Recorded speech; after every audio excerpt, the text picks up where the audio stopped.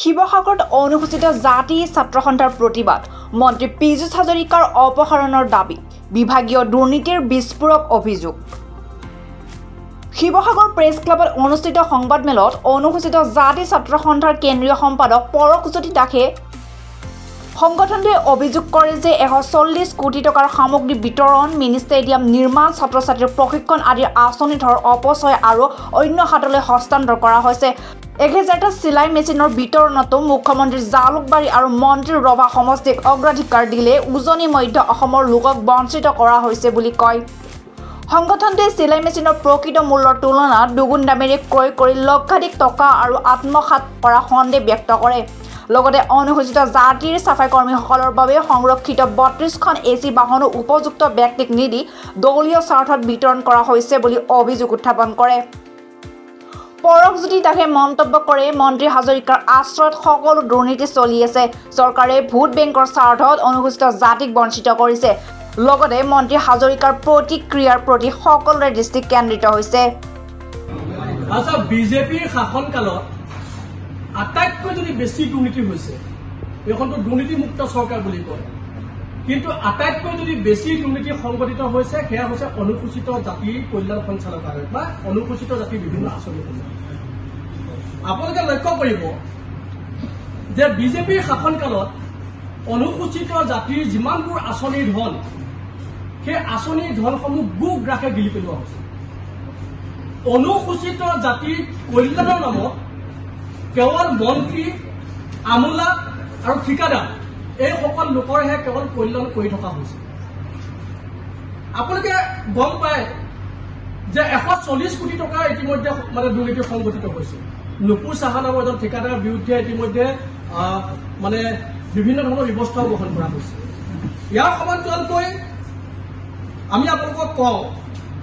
যে mini stadium নিৰ্মাণৰ নামত হোৱা দুৰ্নীতি ছাত্ৰ ছাত্ৰীৰ প্ৰশিক্ষণৰ নামত হোৱা দুৰ্নীতি অনুসূচিত জাতি আঁচনি ধন অন্যান্য কীটাণুৰ হস্তান্তৰকৰণ কৰা দুৰ্নীতি এনেকুৱা ধৰণৰ বহু দুৰ্নীতি সংঘটিত হৈ থকাৰ মাজতে একেবাৰে শেহতীয়াকৈ আমি জানিবলৈ পাইছো যে 1000 চিলাই মেচিন অনুসূচিত জাতিৰ মহিলাসকলৰ উন্নয়নৰ কাৰণে আৰ্থসামাজিক উন্নয়নৰ কাৰণে 1000 চিলাই মেচিন বিতৰণৰ এটা আঁচনি গ্ৰহণ কৰা হৈছে আৰু সেই আঁচনিটোত সম্পূৰ্ণৰূপে দুৰ্নীতি কৰা হৈছে আপোনালোকে লক্ষ্য কৰিব যে সেই আঁচনিত শিৱসাগৰ যোৰহাট ডিব্ৰুগড় তিনিচুকীয়া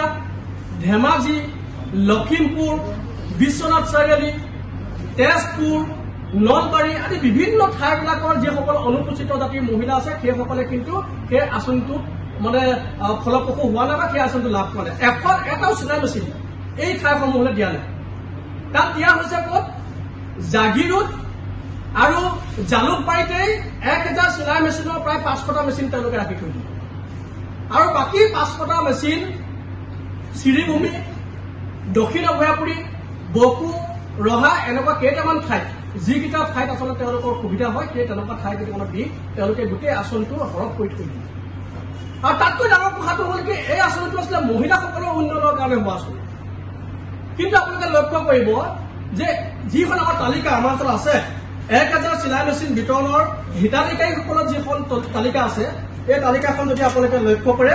তেতিয়া আপোনালোকে দেখিব যে ইয়াত বহুজন কিন্তু পুৰুষেও এই আঁচনি পাবলৈ সক্ষম হৈছে তাৰমানে এই চৰকাৰখনে বা অনুসূচিত জাতিৰ কল্যাণ সঞ্চালকালয়টোৱে মতা কোন মাইকী কোন তাৰ আচলতে যিটো আচলতে